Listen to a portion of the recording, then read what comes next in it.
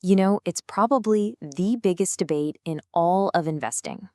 Do you go out and hire a professional manager to try and beat the market, or do you just buy the market itself?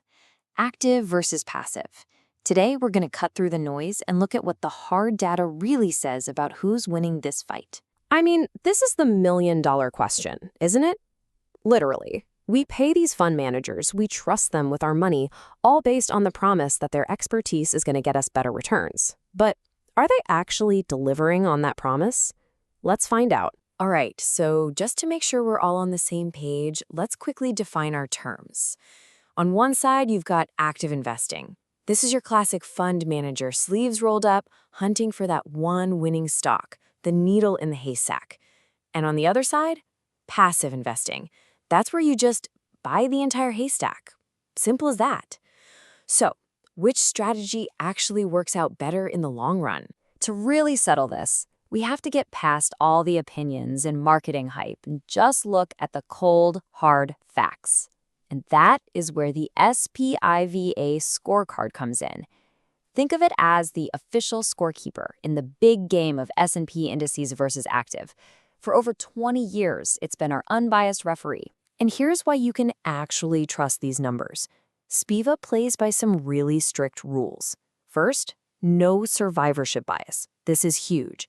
It means they count all the funds that failed and got shut down, not just the winners who are still standing.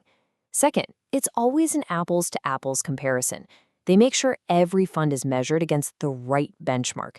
And finally, the data is squeaky clean. This isn't guesswork. It's a really rigorous process. So after all that careful scorekeeping, what's the big headline from the SPVIA India scorecard? Well, it's pretty blunt. It says that for Indian large-cap funds, which is where a ton of people invest, the vast majority of them simply failed to beat their benchmark. And get this, the data shows the problem actually gets worse over time. So if you look at just a one-year period, about 60% of large-cap funds underperformed. Okay, but stretch that out to 5 years, that number jumps to a staggering 93%. It seems the longer you play the game, the harder it is for an active manager to win. And you know, this isn't just a large-cap problem. This trend is pretty much everywhere you look. Whether it's mid and small caps or even bonds, the long-term story is strikingly similar. Massive underperformance. I mean, just look at the composite bonds over 10 years. Nearly 99% of them failed to beat their index. Almost every single one. Okay, I know what you're thinking. This sounds like a complete and total blowout for active managers, right? But hold on, the story isn't quite that simple.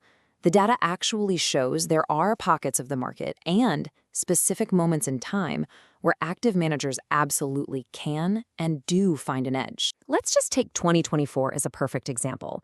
We just saw that 60% of large-cap funds underperformed. But in that exact same year, if you looked at Indian ELSS funds, the story completely flips. A majority of them, more than half, actually beat their benchmark. So, what was their secret? Well, the SP Viat report gives us a really big clue. It turns out that in 2024, a lot of these winning ELSS funds had a heavy tilt towards smaller companies. And what happened that year? The small cap index just happened to surge by 27%. So it suggests their success might have been less about some kind of stock-picking genius and a lot more about just being in the right place at the right time, riding a powerful market wave. And that brings up a really big question, doesn't it? How much of this is skill and how much is just luck? Well, it turns out there are some major kind of hidden hurdles that make beating the market consistently year after year incredibly difficult. Let's break those down. 9%. Just let that number sink in. 9%. In 2024, that was the performance gap between the best performing mid and small cap funds and the worst performing ones.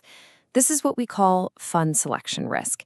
It means even if you decide to go active, you have to be right twice. First, you bet on active management, and then you have to pick the one specific fund that's actually going to win. It's a double gamble. But then there's this other hurdle, one that most of us never even think about.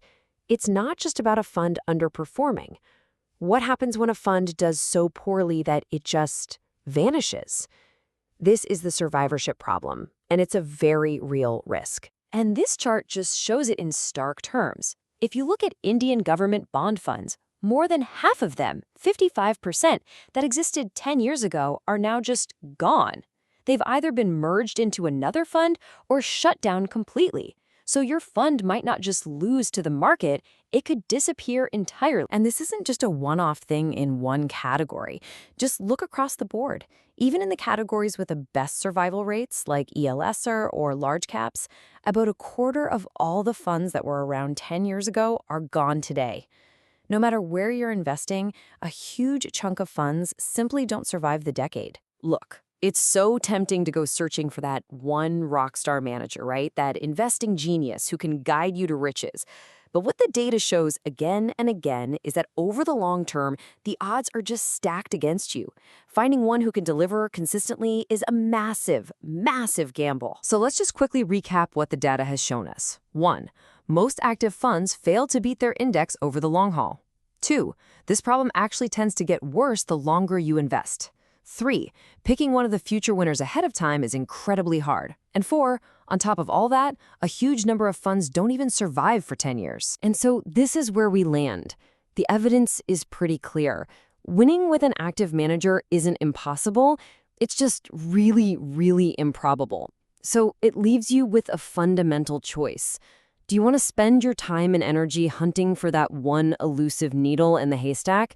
Or does it just make more sense to buy the whole haystack? That's the data, explained. Thanks for tuning in.